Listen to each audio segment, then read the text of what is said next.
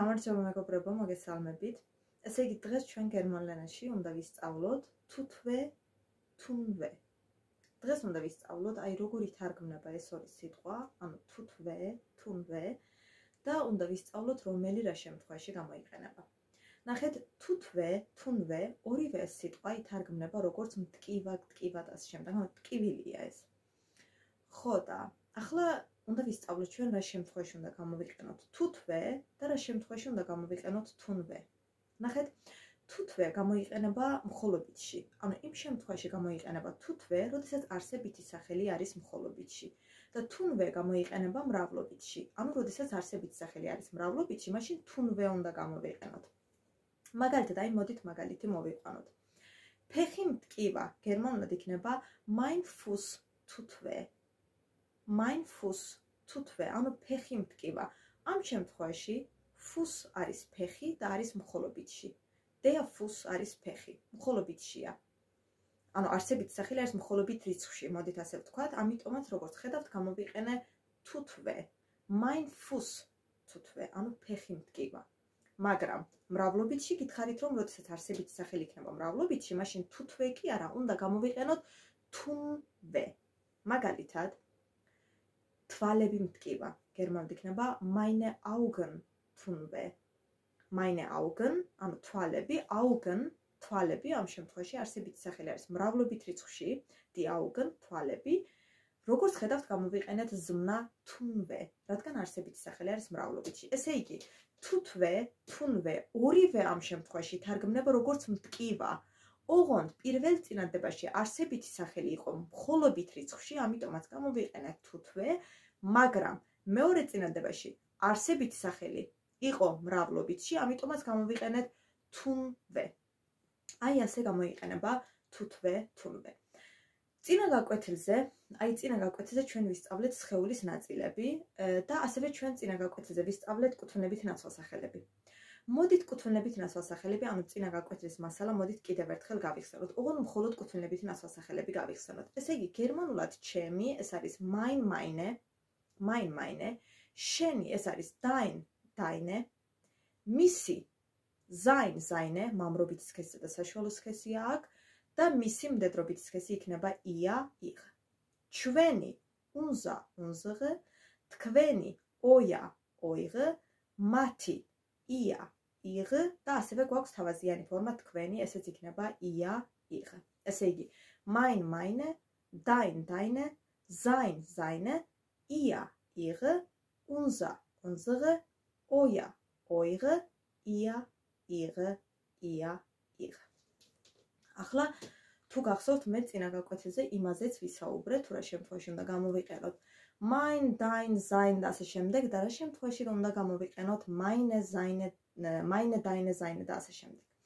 ესე იგი, მამრობითი სქესისა და საშუალო სქესის არსებითი სახელების წინ გამოიყენება პირველი ჯგუფი.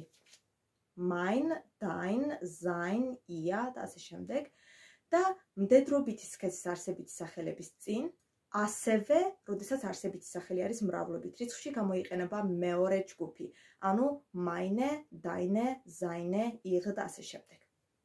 ეს თან ისიც გითხარით კიდევ, როგორ შეიძლება ამის დამახსოვრება. მდედრობითი სქესისა და მრავლობითის არტიკლი ორივე არის die. როგორ იწერება ეს არტიკლები? D, I, E. E-ზე ბოლოვდება, ხო? როგორც ხედავთ, meine, deine, seine, ihre, ყველა აქ კუთვნილებით ნაცვალსახელი ხომ E-ზე ბოლოვდება. აი, ამით შეიძლება ამის დამახსოვრება. ასევე მაგალითებით მოვიყვანეთ ჩვენ, მაგალითად der Fuß, ფეხი არის მამრობითი სქესის არსებითი სახელი, ჩემი ფეხი იქნება mein Fuß, შენი ფეხი იქნება dein Fuß და ასე შემდეგ. Das Auge არის თვალი, ეს არის საშუალო სქესის არსებითი სახელი, ჩემი თვალი იქნება mein Auge, შენი თვალი dein Auge, მისი თვალი sein Auge და ასე შემდეგ. მდედრობითი სქესის არსებითი სახელი ჩვენ ვისწავლეთ die Hand, ანუ ხელი, რომელიც არის მდედრობითი სქესის არსებითი სახელი, ამიტომაც ჩემი ხელი იქნება meine Hand, შენი ხელი deine Hand, მისი ხელი seine Hand და ასე შემდეგ და მრავლობითში die Augen, თვალები, ამ შემთხვევაში არსებითი სახელი არის მრავლობითში, აქაც რა თქმა უნდა მეორე ჯგუფის კუთვნილებითი ნაცვალსახელები უნდა გამოვიყენოთ და ეს იქნება meine Augen, ჩემი თვალები deine Augen შენი თვალები, seine Augen მისი თვალები და ასე შემდეგ. ეს იყო წინა გაკვეთილის მასალის გამეორება. ანუ ჩვენ გავიმეორეთ წინა გაკვეთილის მასალა კუთვნილებით ნაცვალსახელები. მაგრამ მოდით ახლა დაუბრუნდეთ ისევ ჩვენს თუთვე, თუნვე, აი ამ ორ სიტყვას. ესე იგი, თუთვე გამოიყენება იმ შემთხვევაში, როდესაც არსებითი სახელი არის მხოლობით რიცხვში, მაგალითად, თავი გერმანულად არის der Kopf, მხოლობით რიცხვშია და ეს არის მამრობითი სქესის არსებითი სახელი. ამასთან უნდა გამოვიყენოთ კუთვნილებითი ნაცვალსახელი mein Kopf და ზმნა უნდა გამოვიყენოთ თუთვე. mein Kopf თუთვე, ანუ თავი მტკივა. mein Kopf თუთვე. ან მაგალითად das Auge თვალი, das Auge არის თვალი, ეს არის საშუალო სქესის არსებითი სახელი.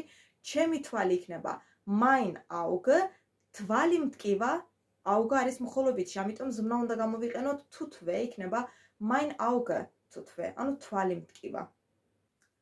ხელი, ეს არის die Hand, ჩემი ხელი იქნება meine Hand, ხელი მტკივა, ამ შემთხვევაში ხელი რადგან არის მხოლობით რიცხვში, ზმნა უნდა გამოვიყენოთ თუთვე და ხელი მტკივა იქნება meine Hand თუთვე.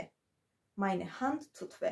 მაგრამ, როდესაც არსებითი სახელი არის მრავლობითში, ზმნა უნდა გამოვიყენოთ თუნვე, ამიტომ თვალები გერმანულად არის die Augen, ჩემი თვალები იქნება meine Augen, თვალები მტკივა იქნება meine Augen თუნვე. აქ უკვე გამოვიყენეთ თუნვე. meine Augen თუნვე, ანუ თვალები მტკივა. მაგრამ თუთვე, თუნვე არ ითარგმნება მხოლოდ როგორც მტკივა, ასევე ითარგმნება როგორც ტკივა, სტკივა და ასე შემდეგ. მაგალითად ნახეთ, ახლა დააკვირდით წინადადებას, მისი როგორ არის sein ან seine, ხო? მაგალითად der Hals არის ყელი, der Hals მამრობითი სქესის არსებითი სახელია, ამიტომაც ამასთან, ამ არსებითი სახელთან უნდა გამოვიყენოთ sein, ანუ მისი. ნახეთ, sein Hals თუთვე. მას ყელის ტკივა ამ შემთხვევაში. ეს ითარგმნება, თუთვე ითარგმნება როგორც ტკივა. რადგან წინ კუთვნილებით ნაცვალსახელს დააკვირდით sein, ანუ მისი. მის ყელზეა საუბარი და არა ჩემს ყელზე. ესე იგი sein Hals თუთვე, ანუ მას ყელის ტკივა. ან ხელი, ხომ არის die Hand, მისი ხელი როგორ იქნება seine Hand, ამ შემთხვევაში seine უნდა გამოვიყენოთ და არა sein, რადგან არსებითი სახელი არის მდედრობითი სქესის არსებითი სახელი. seine Hand თუთვე, ანუ მას ხელის ტკივა. seine Hand თუთვე. ან მოდით მდედრობის სქესები საუბროთ. ia, ihre, ხო, მისი მდედრობის სქესი არის ia, ihre. ia გამოიყენება მამრობითი სქესისა და საშუალო სქესის არსებითი სახელებთან და ihre გამოიყენება მდედრობის სქესის არსებითი სახელებთან, ასევე მრავლობითში. მაგალითად, der Bauch არის მუცელი, der Bauch, ეს არის მამრობითი სქესის არსებითი სახელი, ამიტომაც მას მუცელის ტკივა იქნება ia Bauch თუთვე.